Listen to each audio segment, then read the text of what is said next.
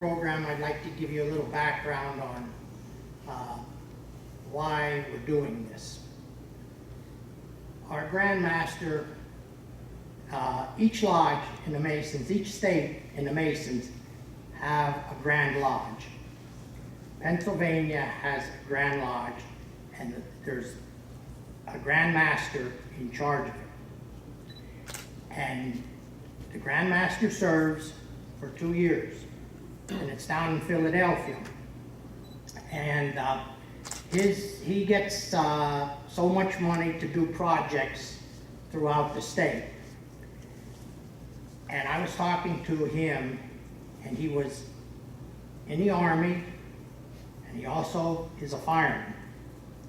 And he told me, he said that he swallowed a lot of smoke in his days. He used to wear a Scott, so he knows what are up against here, and that's why he is honoring the first responders.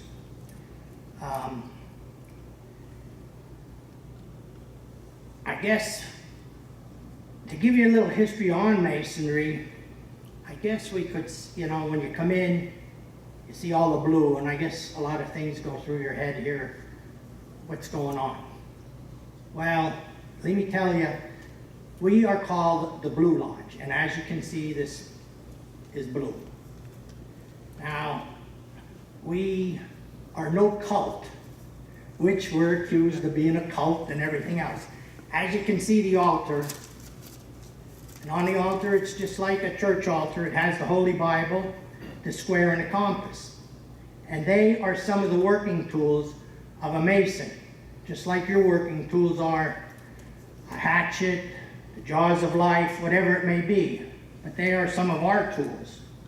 And you can see there's no blood on it. We don't sacrifice anybody or anything like that. So, but yes, I would like to congratulate you and thank you for your services. I've been a firefighter myself since I got, in '68, I joined the East End Fire Company. And I've been fighting fires since I got out of the service in '72. My uncle was Bip DeLay. I'm sure some of you know the Wild Irishman. And my father-in-law was Teddy DeLay. He was chief engineer. So I know when that alarm goes in, you do put yourselves in harm's way. And I do thank you for that. At this time, I would like to give you a little background on the firefighting and the different organizations involved in it. Brethren, we have set aside this month to recognize those who gave their time and service to our communities. Those members of police forces, fire companies, emergency service places who place themselves at risk whenever they respond to a call. They may be our friends, neighbors, brothers, sisters, aunts, uncles, mothers, or fathers. But whoever they are, when we need them most, they are there.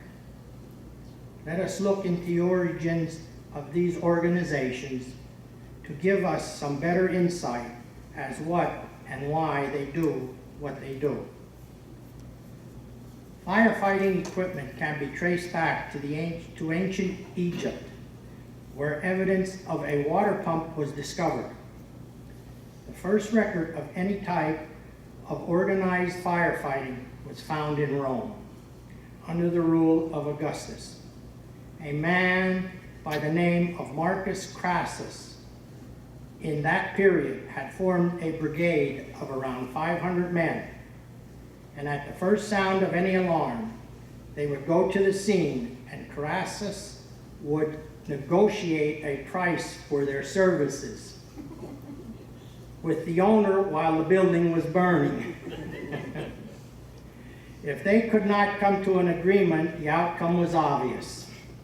Later, Augustus took the idea of a fire brigade and built upon it forming the vigils, who would patrol the streets in search of fires and also serve as a police force.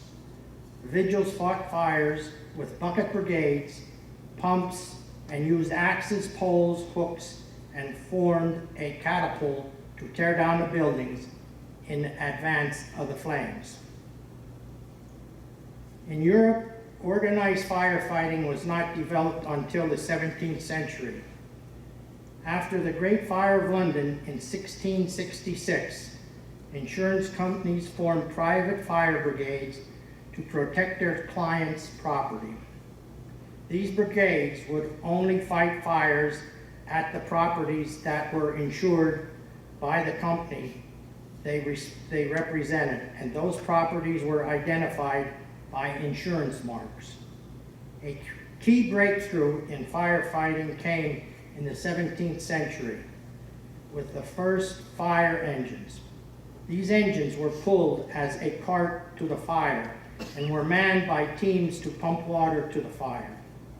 These manual pumps were only force pumps and had a very short range due to the lack of hoses. A German inventor improved upon the manual pump by creating a suction and force pump and adding some flexible hose. Later, Dutch inventor Jan van der Heyden developed fire hoses, constructed of flexible leather and coupled every 50 feet with brass fittings. Another Dutch inventor, John Lofting, moved to England in the late 1600s and improved upon the patent an engine called the sucking worm engine. After the patent ran out on this engine, an Englishman by the name of Richard Newsham produced a similar engine, patented in America, and cornered the market there. The pump on this engine could deliver up to 160 gallons per minute. Current standards for pumpers are that they have a minimum capacity of 750 gallons per minute and a pressure of 150 psi. In 1736, Benjamin Franklin established the Union Fire Company in Philadelphia. George Washington also was a firefighter in Alexandria, Virginia, for the Friendship Veterans Fire Engine Company, and in 1774 he bought a new fire engine and gave it to the town, which was its first. The United States did not have government-run fire departments until the Civil War. Prior to that, private fire brigades would compete with one another to be the first to respond, as the insurance companies would pay those who would fight the fires on their clients' property. There were no full-time paid firemen in America until 1850, and on April 1st, 1853, Cincinnati, Ohio became the first professional fire department made up of 100% full-time paid employees. The first known woman of record as a firefighter is Molly Williams, who had been a slave in New York. She took her place on the drag ropes and pulled a pumper to a fire in the blizzard of 1818 through deep snow. The first horse-drawn steam engine were invented in 1829, but not used in structural fires until 1860. The first internal combustion engine fire engines became available in 1907, which led to the eventual disappearance of the previous types of engines. The majority of the calls received by fire companies today are for emergency or medical reasons. For this reason, firefighters receive extensive training on how to handle hazardous materials or dangerous goods. They are instructed on how to handle emergencies such as earthquakes, plane crashes, and violent storms. They also handled incidents which require extractions from the building, collapsing, cave-ins, and auto wrecks. For these reasons, they must carry a variety of equipment to handle any type of emergency they encounter. Many city companies are organized by the type of apparatus they have, such as engine companies, ladder companies, and squad and rescue. Rural volunteer companies usually have apparatuses suitable for the area and may also have ambulance and EMT personnel associated with the company. EMT personnel are highly trained to respond to emergency situations, and all are trained in the basic life support.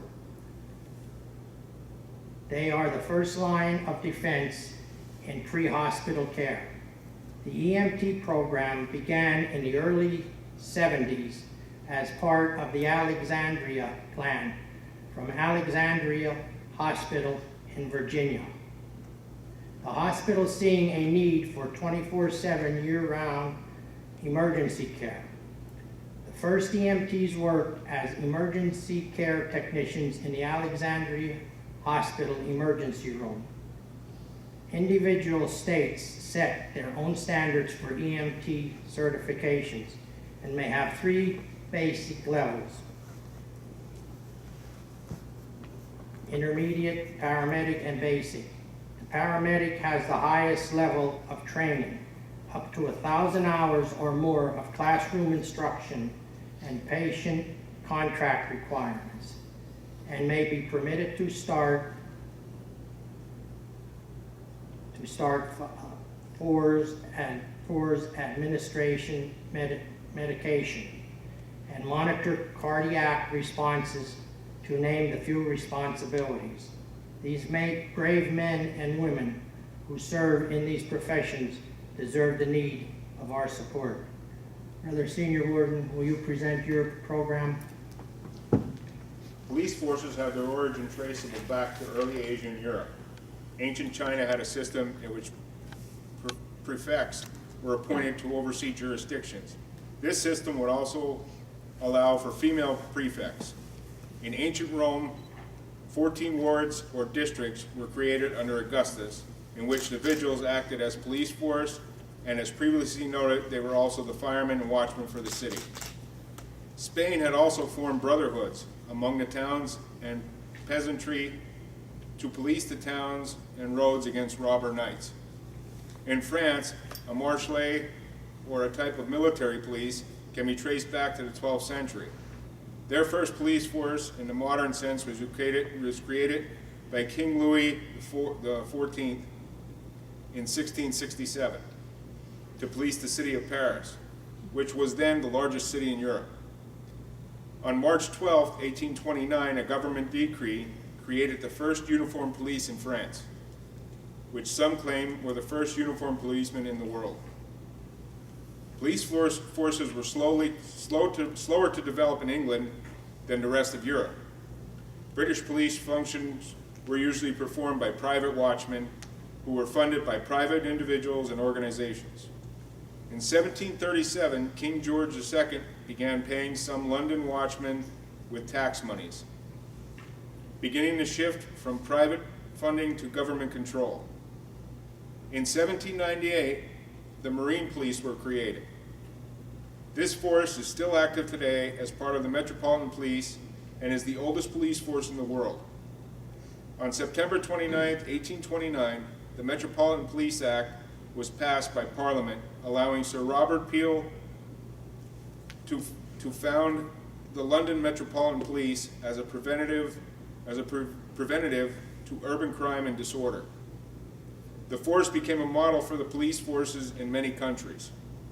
These officers were often referred to as Bobbies, after Sir Robert Bobby Peel.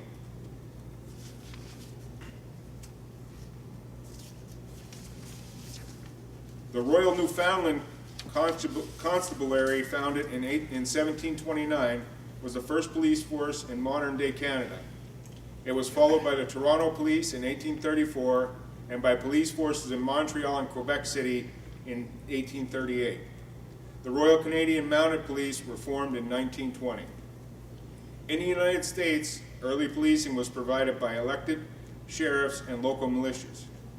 The U.S. Marshals Services was established in 1789, the U.S. Parks Police in 1791, and the U.S. Mint Police in 1792. The first city police service was established in Philadelphia in 1751. The U.S. Secret Service was founded in 1865 and was for some time the main investigative body for the federal government.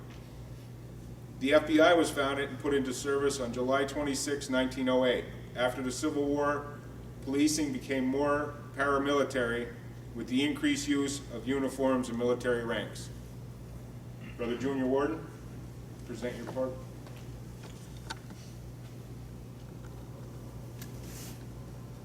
In today's society, there are many varied forms of police services within departments.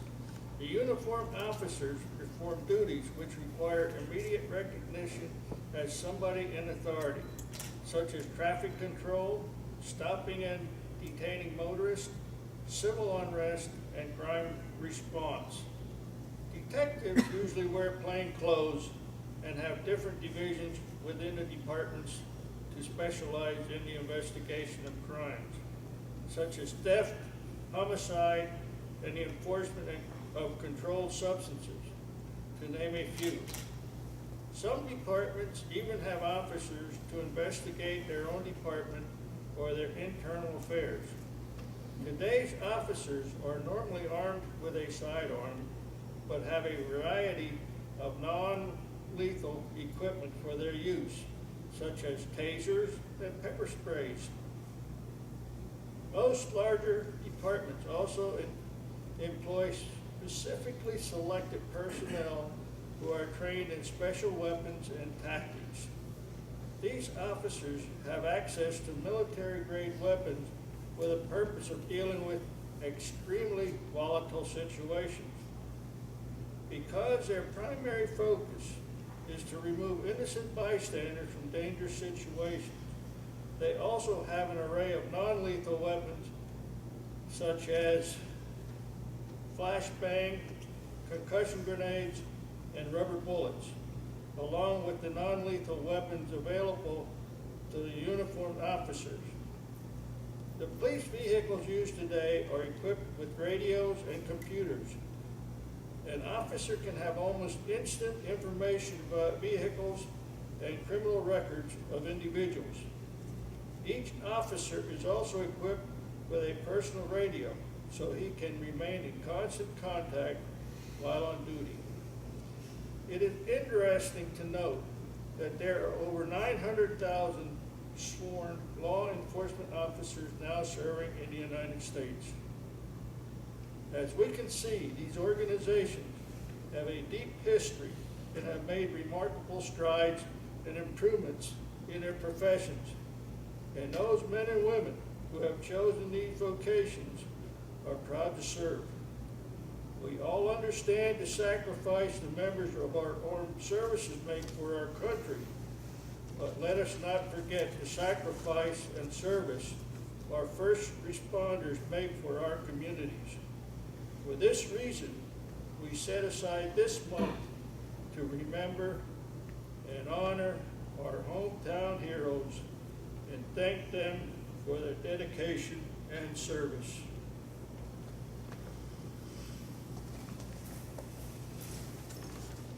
Thank you. That was a program that the Grand Master put together for us to present to you.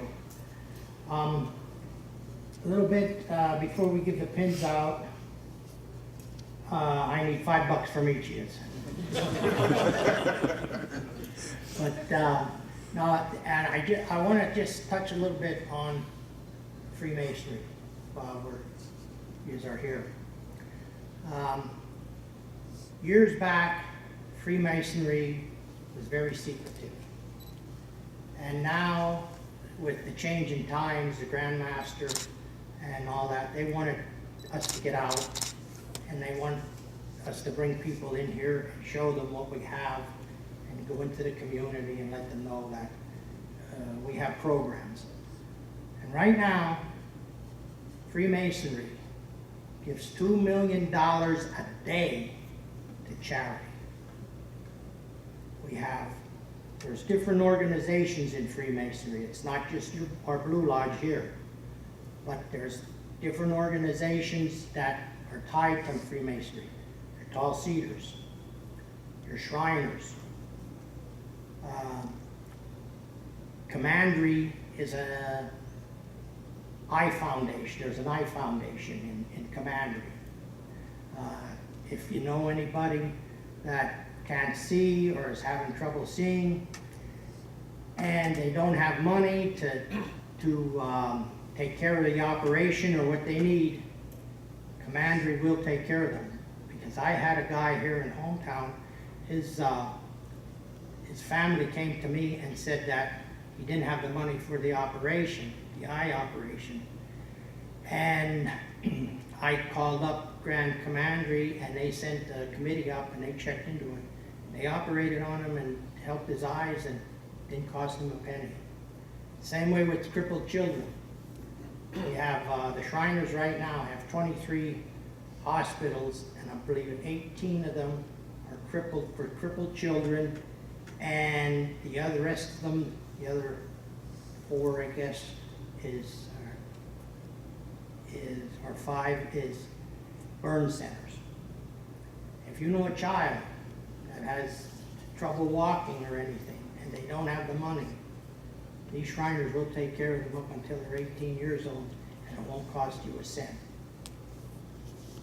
So that is what we have to offer, and if you know anybody that needs help, and you know a Mason, talk to them about it, because we are here to help the community, just like you people are here to do your job, and we're here to do our job.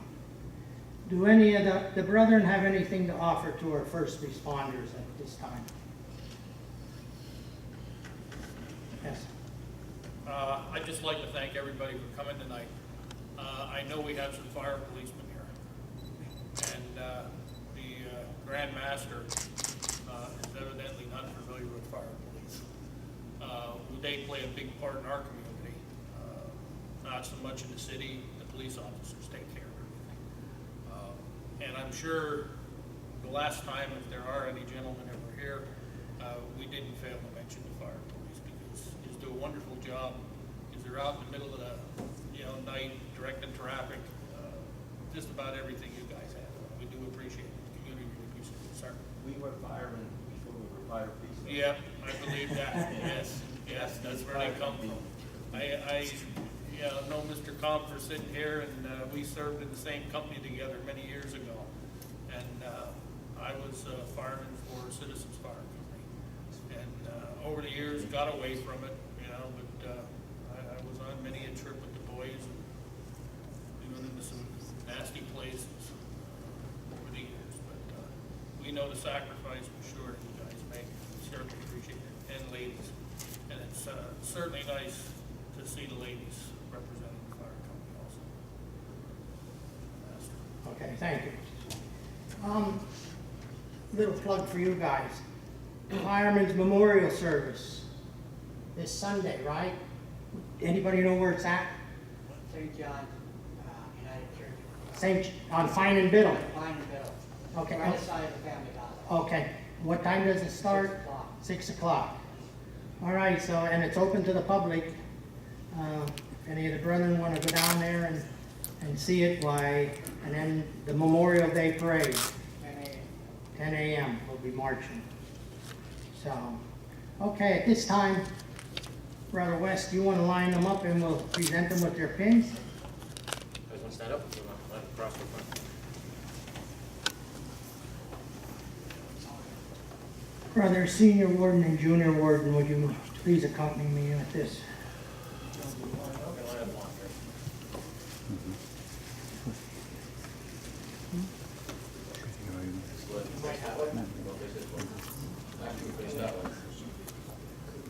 Yeah, I guess you could turn around, yeah.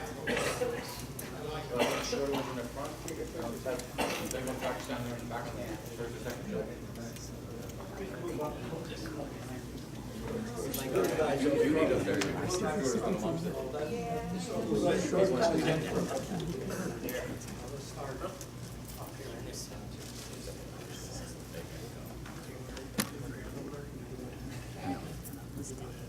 you for your service.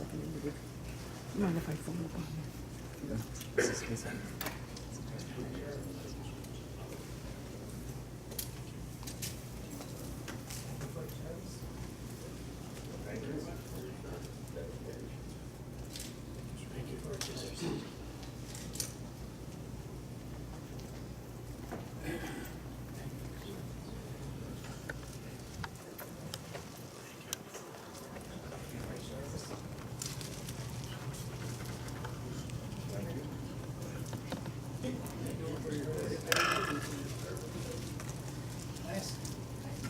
Thank you, sir.